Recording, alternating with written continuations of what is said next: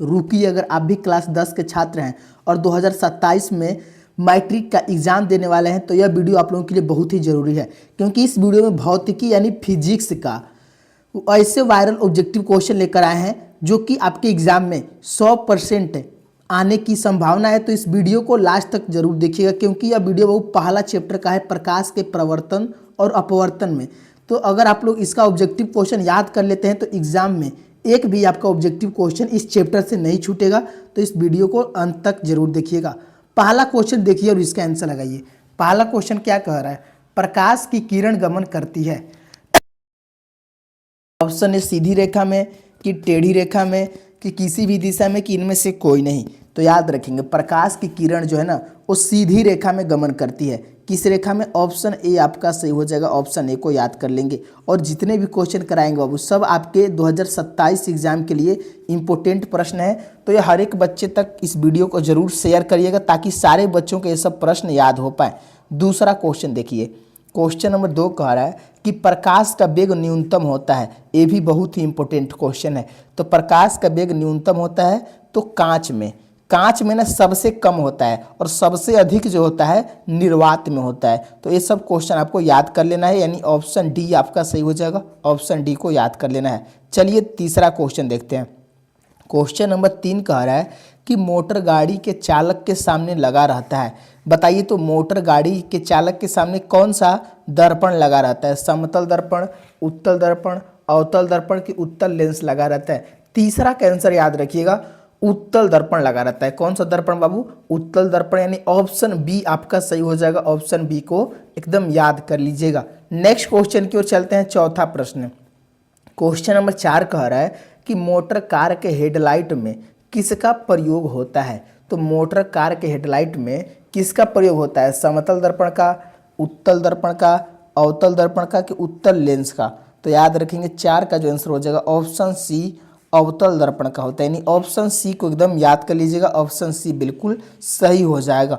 अगले क्वेश्चन की ओर चलते हैं। 5वां क्वेश्चन, और इतना ध्यान रखेंगे बाबू जितने भी क्वेश्चन करा रहे हैं सब आपके एग्जाम के लिए बहुत ही इंपॉर्टेंट है और बेस्ट क्वेश्चन है, इसलिए चैनल को जरूर सब्सक्राइब कर लेंगे और अभी तक वीडियो को लाइक नहीं किए तो आप लोग लाइक जरूर कर लेंगे। अगर चाहते हैं कि 2027 में आप लोग बिहार टॉपर बनना चाहते हैं बाबू तो ये सब क्वेश्चन आपको याद होना चाहिए। और ये चैनल पर क्लास 10 के जितने भी इंपॉर्टेंट क्वेश्चन है, सब्जेक्टिव क्वेश्चन है, सब करवाया जाता है, तो बिल्कुल ही सब्सक्राइब करना मत भूलिएगा।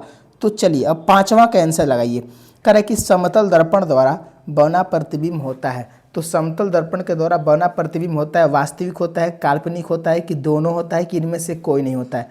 याद रखिएगा 5 का जो आंसर हो जाएगा ऑप्शन बी हो जाएगा, काल्पनिक होता है। समतल दर्पण के द्वारा जो प्रतिबिंब बनता है वो काल्पनिक प्रतिबिंब बनता है। ऑप्शन बी आपका सही हो जाएगा। ऑप्शन बी को याद कर लीजिएगा। अगले क्वेश्चन की ओर चलते हैं। 6वां क्वेश्चन, क्वेश्चन नंबर 6 कह रहा है कि लेंस की क्षमता का एसआई मात्रक होता है। देखिए बाबू लेंस की क्षमता का एसआई मात्रक डायोप्टर होता है। क्या होता है? डायोप्टर होता है, जिसको डी से सूचित करते हैं। किससे? डी से, यानी ऑप्शन ए आपका बिल्कुल सही हो जाएगा। इसको एकदम याद कर लीजिएगा। अगले क्वेश्चन की ओर चलते हैं। 7वां प्रश्न, क्वेश्चन नंबर 7 कह रहा है कि प्रकाश की किरणों का पथ दर्शाने वाले चित्रों को कहा जाता है। तो जो प्रकाश की किरणों का पथ दर्शाते हैं ना उस चित्रों को क्या कहा जाता है? किरण आरेख कहा जाता है, यानी ऑप्शन ए आपका सही हो जाएगा। ऑप्शन ए को याद कर लीजिएगा। ये सब इंपॉर्टेंट क्वेश्चन है, एक एक क्वेश्चन को ध्यान से देखिएगा बाबू, तभी आप लोग एग्जाम में अच्छा मार्क्स लेकर आ पाएंगे। 8वां क्वेश्चन देखिए, अवतल लेंस का आवर्धन, आवर्धन को किससे लिखते हैं? एम से लिखते हैं। तो अवतल लेंस में आवर्धन बराबर होता है। तो आवर्धन यानी एम बराबर क्या सूत्र होता है? तो याद रखिएगा आवर्धन यानी एम बराबर वी बाई यू होता है। क्या होता है? वी बाई यू होता है। वी क्या होता है? प्रतिबिंब होता है और यू का है वस्तु होता है। इतना आप लोग ध्यान रखेंगे, यानी ऑप्शन डी आपका सही हो जाएगा। ऑप्शन डी को याद कर लेंगे। चलिए 9 क्वेश्चन देखिए। क्वेश्चन नंबर 9 कह रहा है कि गोलीय दर्पण में फोकसांतर एवं वक्रता त्रिज्या के बीच संबंध क्या है? बताइए तो फोकसांतर और वक्रता त्रिज्या के बीच संबंध क्या है? यानी आर बराबर क्या होता है? आर बराबर 2f होता है, यानी जो त्रिज्या होती है ना फोकस दूरी के दोगुनी होती है। क्या होती है? दोगुनी होती है। ये बहुत ही इंपॉर्टेंट क्वेश्चन है, बहुत बार आपके एग्जाम में आया हुआ है, तो इसलिए ध्यान रखें। यानी ऑप्शन ए आपका सही हो जाएगा, आर बराबर 2f हो जाएगा। और अगर f बराबर पूछेगा तो r/2 होता है, यानी जो बट्टे में 2 होता है f बराबर, इतना ध्यान रखेंगे। चलिए 10 का आंसर लगाइए। कह रहे हैं कि प्रकाश के किरणों के समूह को कहते हैं। तो प्रकाश के किरणों के समूह को क्या कहते हैं? प्रकाश स्रोत की किरण पुंज कहते हैं। याद रखिए वो क्या आंसर हो जाएगा, तो किरण पुंज कहा जाता है। ऑप्शन बी आपका सही हो जाएगा, ऑप्शन बी को याद कर लेंगे। चलिए 10 क्वेश्चन अभी तक बताए हैं, 10 में से आप लोग कितना सही किए हैं?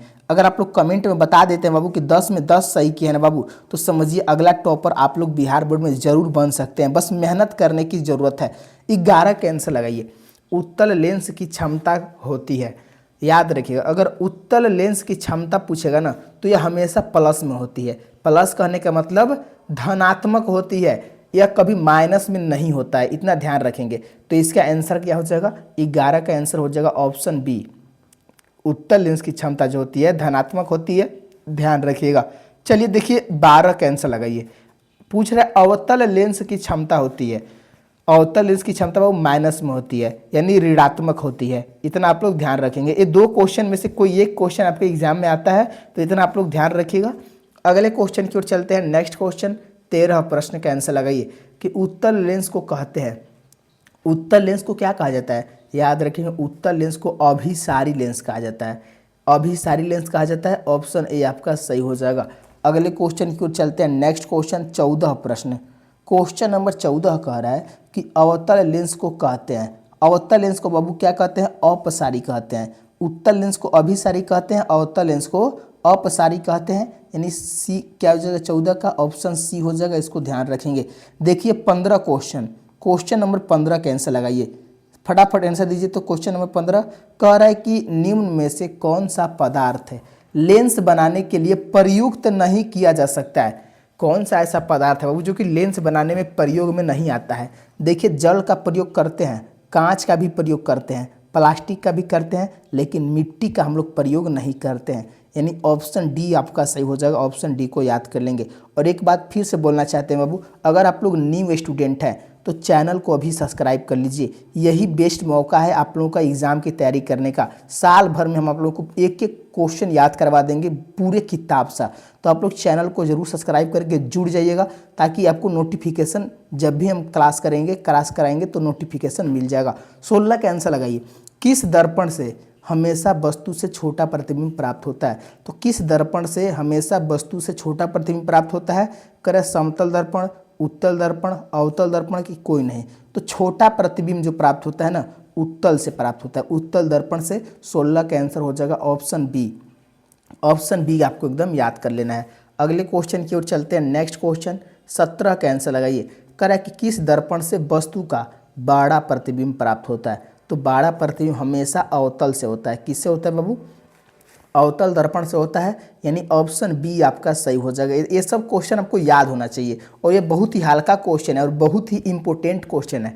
तो ध्यान रखिए बाबू, हम आपको वही क्वेश्चन करवाते हैं जो आपके एग्जाम में 100% आने की संभावना होती है। तो इसीलिए इतना आप लोग रोज़ क्लास करिएगा और एक एक वीडियो को अच्छे से देखिएगा। प्रकाश के परावर्तन के कितने नियम हैं बताइए? तो प्रकाश के परावर्तन के 2 नियम हैं। कितने नियम हैं? 2 नियम है। ऑप्शन बी आपका सही हो जाएगा। ऑप्शन बी को एकदम याद कर लीजिएगा। 19 क्वेश्चन कह रहा है कि जब प्रकाश की किरण हवा से कांच में प्रवेश करती है तो मुड़ जाती है। तो जब प्रकाश की किरण हवा से कांच में प्रवेश करती है तो किधर मुड़ती है? याद रखिएगा, अभिलंब के निकट मुड़ती है।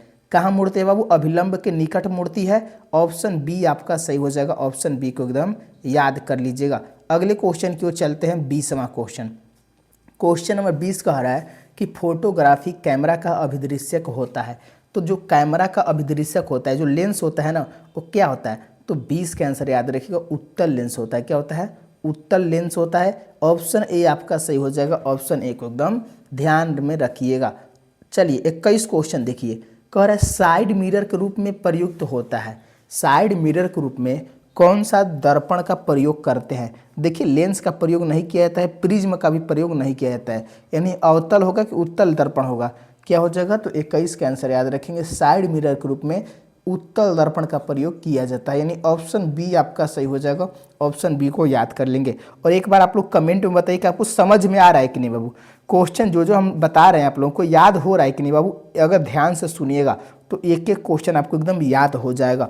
सोलर कुकर में प्रयोग किया जाता है, देखिए जो सोलर कुकर होता है ना उसमें अवतल दर्पण का प्रयोग किया जाता है, इतना आप लोग ध्यान रखेंगे। ऑप्शन ए आपका सही हो जाएगा, ऑप्शन ए बिल्कुल सही है। चलिए क्वेश्चन नंबर 23 देखिए कि निर्गत किरण एवं अभिलंब के बीच के कोण को कहते हैं, तो क्या कहते हैं, निर्गत किरण एवं अभिलंब के बीच के कोण को निर्गत कोण कहा जाता है। क्या कहा जाता है बाबू, निर्गत कोण कहा जाता है। ऑप्शन सी आपका सही हो जाएगा, ऑप्शन सी को याद कर लेंगे। अगले क्वेश्चन की ओर चलते हैं, 24 क्वेश्चन कि सरल सूक्ष्मदर्शी में किसका उपयोग होता है। तो सरल सूक्ष्मदर्शी में याद रखिए किसका उपयोग होता है बाबू, तो ऑप्शन डी हो जाएगा, उत्तल लेंस का उपयोग होता है। जिन जिन बच्चों का ऑप्शन डी आ रहा है बहुत बढ़िया, ऑप्शन डी बिल्कुल सही है। अगले क्वेश्चन की ओर चलते हैं, 25 क्वेश्चन कि किस लेंस के द्वारा सिर्फ काल्पनिक प्रतिबिंब बनता है। तो किस लेंस के द्वारा सिर्फ काल्पनिक प्रतिबिंब बनता है, तो काल्पनिक प्रतिबिंब जो है ना वो अवतल लेंस के द्वारा बनता है। किसके द्वारा बनता है बाबू, अवतल लेंस के द्वारा बनता है। ऑप्शन बी आपका सही हो जाएगा, ऑप्शन बी को याद कर लीजिएगा, बहुत ही इंपॉर्टेंट क्वेश्चन है। चलिए अगले क्वेश्चन की ओर चलते हैं। नेक्स्ट क्वेश्चन 26 का आंसर लगाइए। क्वेश्चन नंबर 26 कह रहा है कि परावर्तन के नियम से निर्धारित होता है।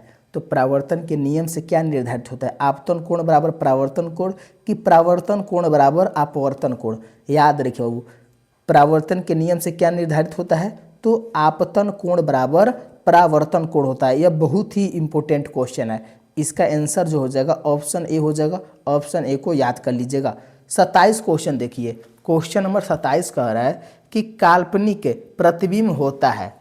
तो काल्पनिक प्रतिबिंब होता है, बताइए तो क्या आंसर हो जाएगा इसका, सब लोग कमेंट में आंसर दीजिए। तो याद रखेंगे काल्पनिक प्रतिबिंब जो होता है ना सीधा होता है। कैसा होता है, यानी ऑप्शन ए हो जाएगा, सीधा होता है। ऑप्शन ए को एकदम याद कर लीजिएगा। अगले क्वेश्चन की ओर चलते हैं। नेक्स्ट क्वेश्चन देखिए, 28 का आंसर लगाइए। तो क्वेश्चन नंबर 28 कह रहा है कि लेंस में मुख्य फोकस की संख्या कितनी होती है। देखिए अब फोकस की जो संख्या होती है लेंस में 2 गो होती है। कितना होती है, 2 गो होती है। 28 का आंसर क्या हो जाएगा, ऑप्शन ए हो जाएगा, ऑप्शन ए को याद कर लेंगे 2, इतना आप लोग ध्यान रखिएगा। चलिए 29 का आंसर लगाइए।